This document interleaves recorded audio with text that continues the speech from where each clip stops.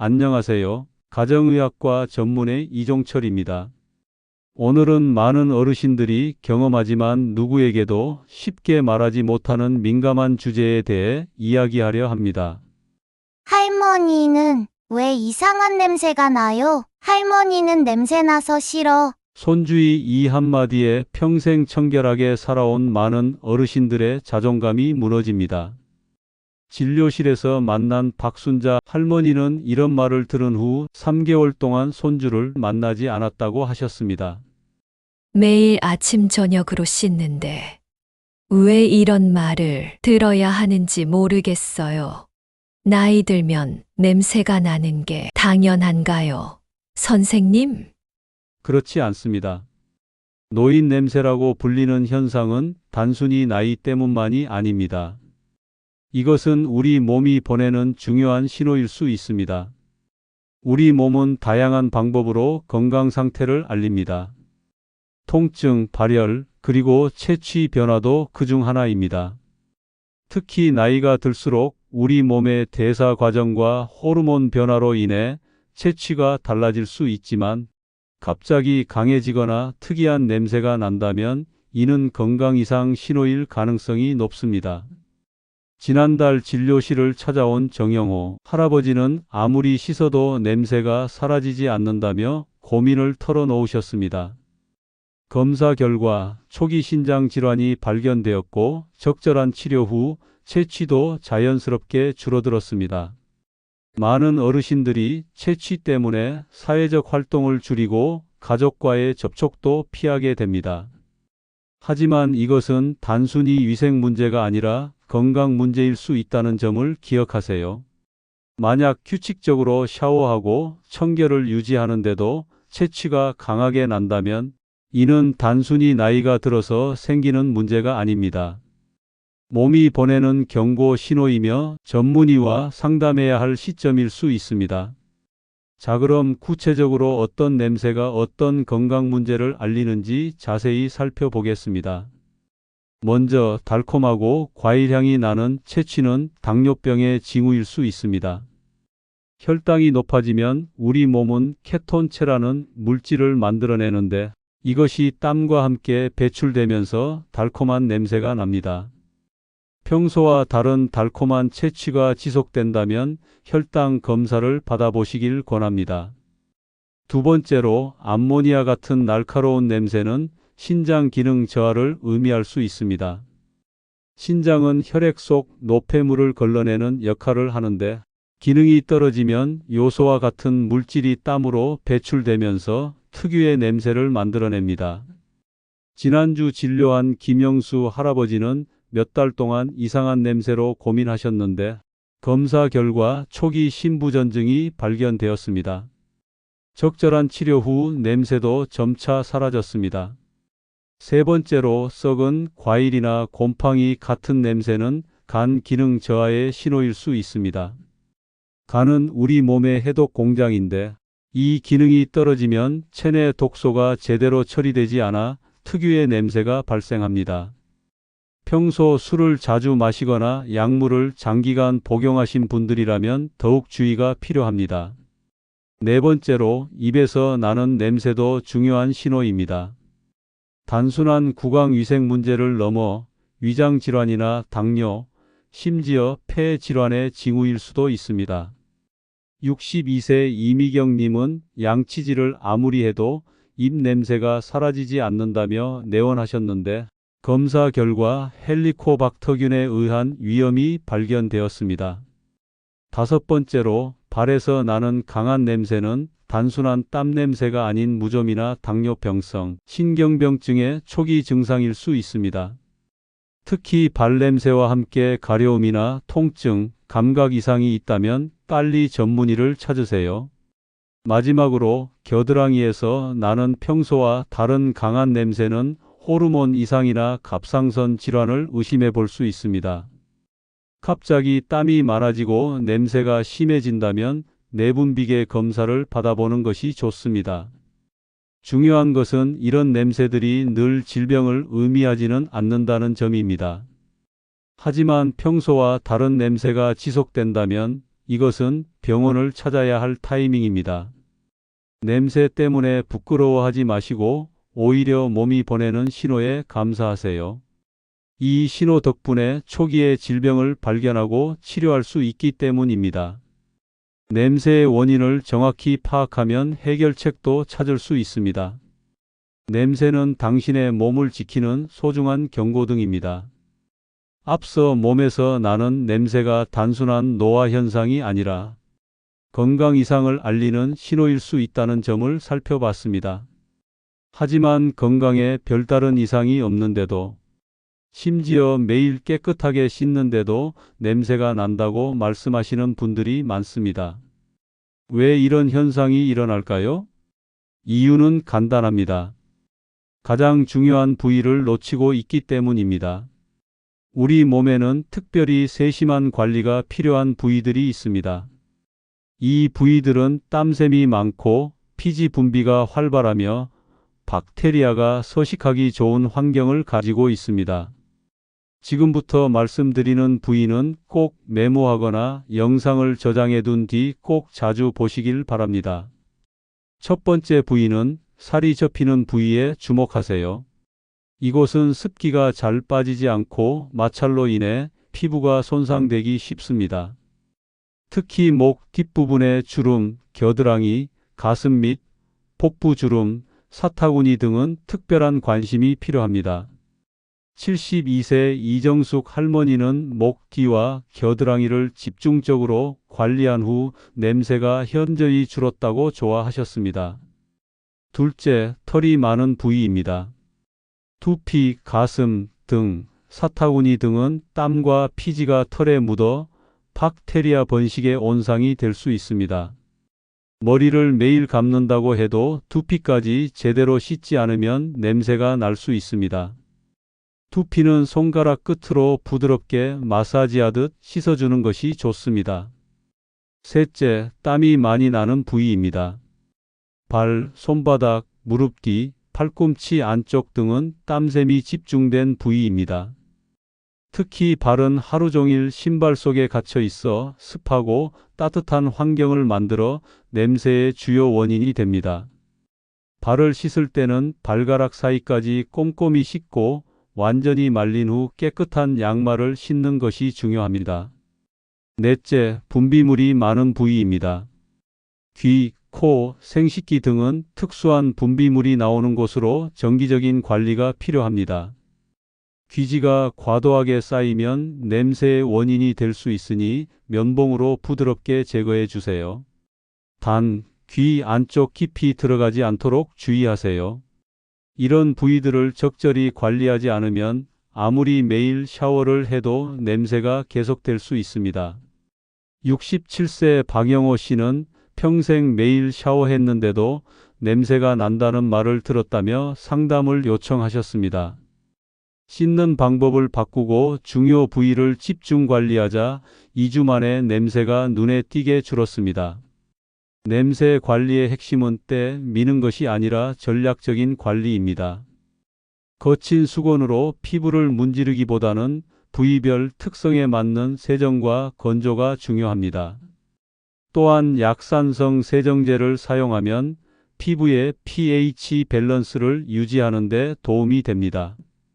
특히 나이가 들수록 피부는 건조해지고 민감해집니다. 너무 자주 씻거나 뜨거운 물로 씻는 것은 오히려 피부 장벽을 손상시켜 냄새를 악화시킬 수 있습니다. 적당한 온도의 물로 필요한 부위를 집중적으로 관리하는 것이 중요합니다. 이제 좀 더 냄새에 대한 근본적인 원인에 대해 이야기해 보겠습니다. 그것은 바로 우리가 매일 먹는 음식입니다. 사실 채취는 피부에서 시작되는 것이 아니라 위장에서 시작됩니다. 우리가 입으로 섭취한 음식이 혈액을 통해 온몸을 순환하며 피부로 배출되기 때문입니다. 즉, 여러분이 먹는 음식이 여러분의 냄새를 결정한다고 해도 과언이 아닙니다.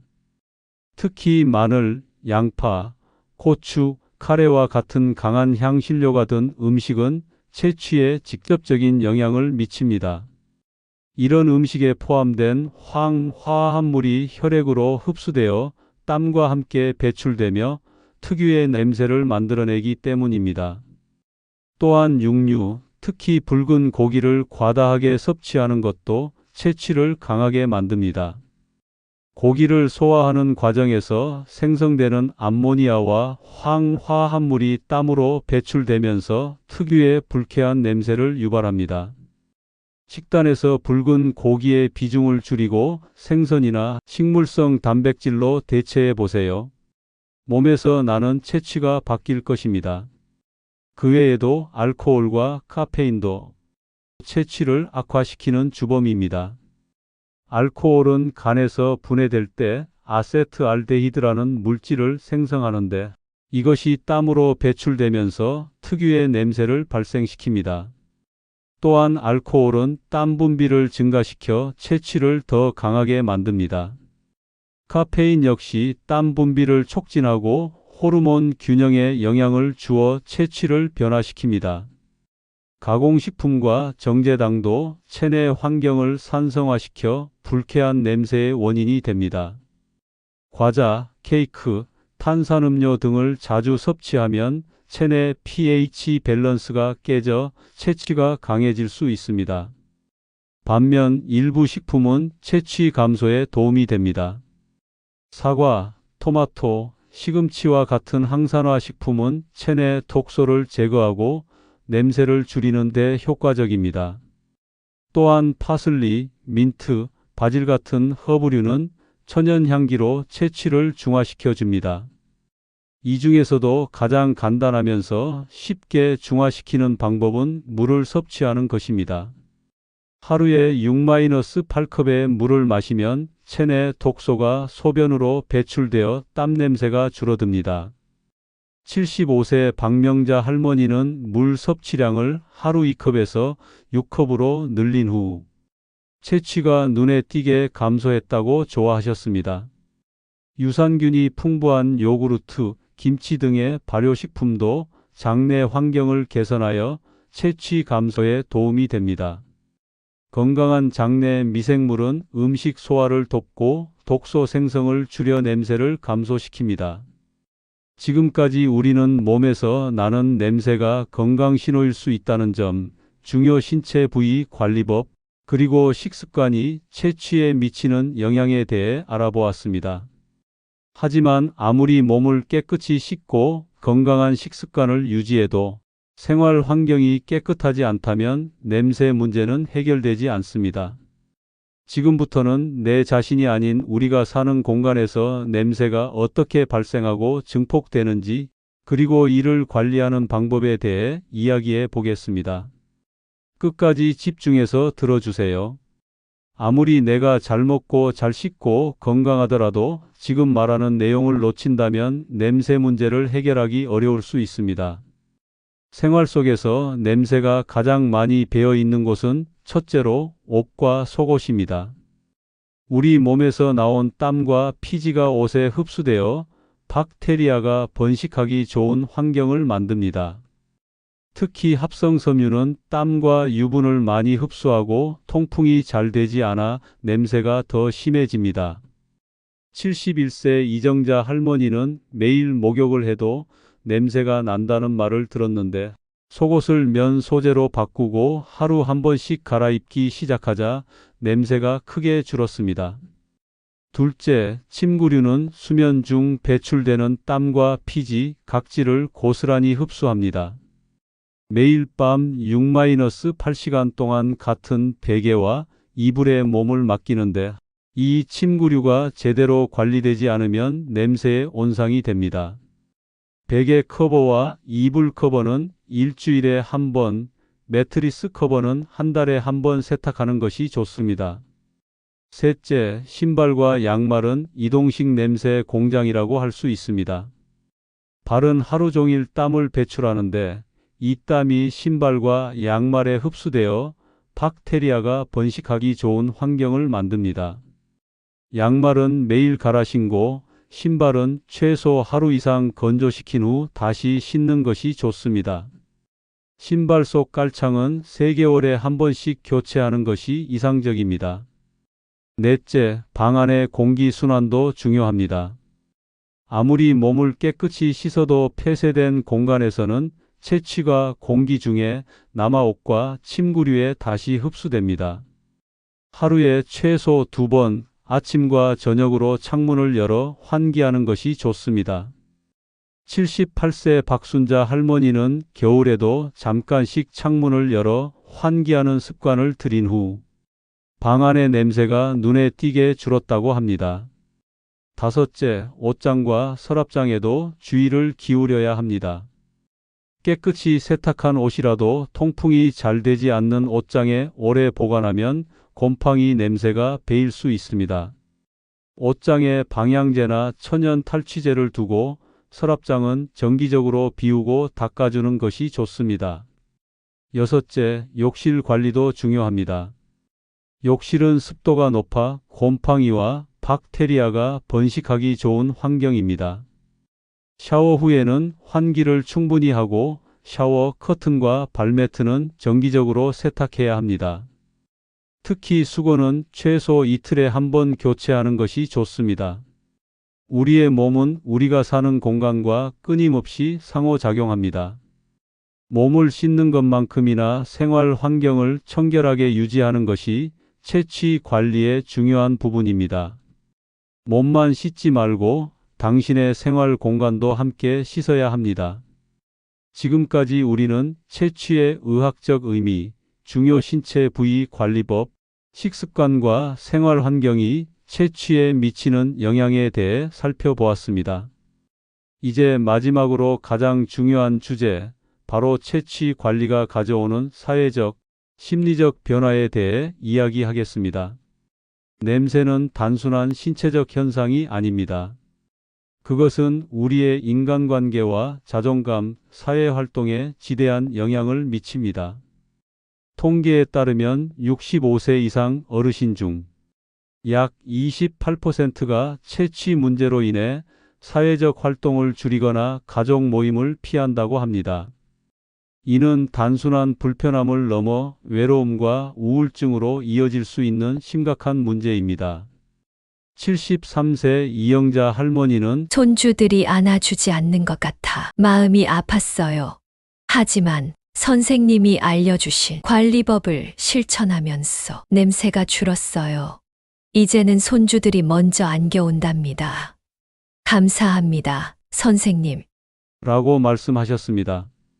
이처럼 채취 관리는 단순히 냄새를 없애는 것이 아니라 잃어버린 관계를 회복하고 자신감을 되찾는 과정입니다. 지금부터는 전문가로서 실제 임상에서 효과가 입증된 실생활의 해결책을 알려드리겠습니다. 주의 깊게 듣고 잘 기억하셔서 꼭 실천해 보세요. 여러분의 삶의 질이 달라질 것입니다. 첫째, 점진적 접근법입니다. 모든 것을 한꺼번에 바꾸려 하지 마세요.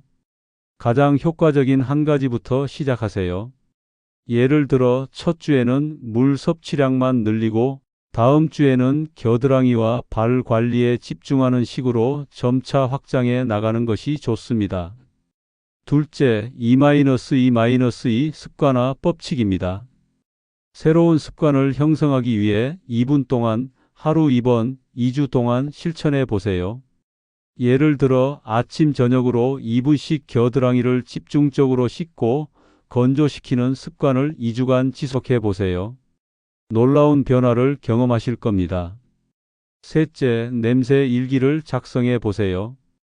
언제, 어떤 상황에서 냄새가 심해지는지 기록하면 자신만의 패턴을 발견할 수 있습니다.